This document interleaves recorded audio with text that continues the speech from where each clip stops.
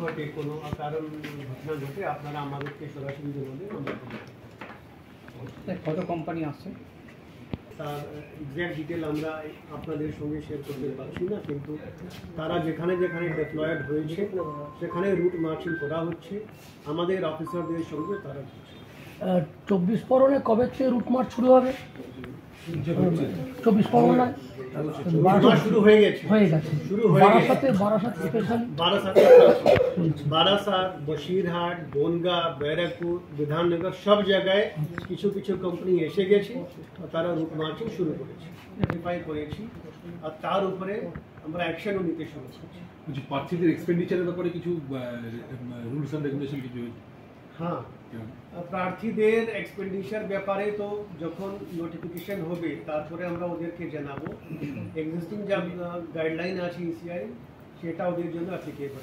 আমাদের জেলাতে যেহেতু নোটিফিকেশন হতে এখনও 1 মাস থেকে বেশি সময় আছে, তাহলে আমরা পলিটিক্যাল পার্টিদের সঙ্গে এক্সক্লুসিভ মিটিং করবো আর ওদেরকে জানাবো। লিমিট কত রেখেছে? লিমিট এবার কত রেখেছে? লিমিট কত আছে সেটা আমরা শেয়ার করে দেবো। আমরা ফ্লাইং স্কোয়াড অ্যাক্টিভ না, আমরা আইডেন্টিফাই করেছি, তার উপরে আমরা অ্যাকশনও নিয়েছি। ফাইনাল সেটা করা হয় যখন অবজারভার সাহেবরা আসে, আমরা আমাদের মতন আইডেন্টিফাই করে অ্যাকশন নিতে শুরু করে দিয়েছি। বলা হয় না, ভলনারেবল বলা, ভলনারেবল পোলিং স্টেশন আইডেন্টিফিকেশন কাজ শুরু হয়ে গেছে। মানে এখন নাম্বার অফ সেন্সিটিভ এরিয়াস আসেনি আপনাদের হাতে? আমাদের হাতে এসে, কিন্তু সেটা আমরা ডিসক্লোজ করা যাবে না। ঠিক ঠিক ঠিক। আমাদের কোনো ওই রিটিং কিছু পাওয়া যাবে কাগজ যেটা দেওয়া হয়েছে? আমরা প্রেস নোট আমরা একটা রেডি করেছি, সেটা আমরা আপনাদের মিডিয়া গ্রুপে দেওয়া আছে সফট কপি। আমরা কয়েকটা এখানে ফিজিক্যাল কপি নিয়েছি, সেটা আপনাদের প্রিন্ট মিডিয়ার জন্য। আপনাদের সঙ্গে টাইম টু টাইম আমরা ইন্টারাকশনও করবো, যেরকম নির্দেশ আমরা পাবো এরপরে সেটাও আমরা আপনাদের সঙ্গে শেয়ার করব। আর মানে মিডিয়া সেল আমাদের একটা তৈরি করা হয়েছে, যেটা আপনাদের সঙ্গে রেগুলার টাচে থাকবে।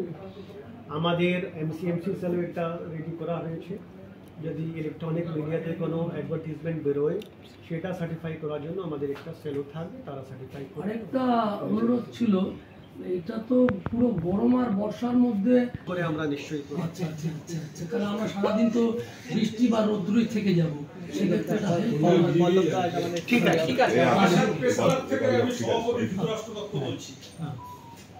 প্রথমেই আপনাকে অভিনন্দন জানাতে চাই যে নির্বাচনের আগে কনসার্নগুলো আমরা নোট করলাম, তার উপরে যেরকম হবে। আমরা বিগত দিনেও যেভাবে ইসিআই এর গাইডলাইন মেনে পাস দিয়েছি সাংবাদিকদের, এবারেও তাই দেব।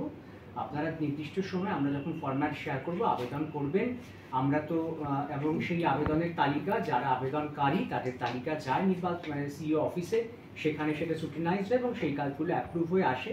মূলত কারোর নামই বাদ যায় না। ইলেকশনের খবর সংগ্রহের ক্ষেত্রে কাউন্টিংয়ের দিন একটু কড়াকড়ি হয়, কারণ সেখানে অ্যালাউ করাই থাকে যে পার হাউসের 1জন বা 2জন করে অ্যালাউ করতে হবে। সেই সব মেনে নিয়মের মধ্যে থেকে আপনাদের সম্পূর্ণ সহযোগিতা আমরা করব। স্যার, আরেকটা বিষয়, সেটা হচ্ছে সমাজ মাধ্যমে যে ওপিনিয়ন পোলগুলো হয়, সেটা কি এবার করা যাবে আজকের পর থেকে?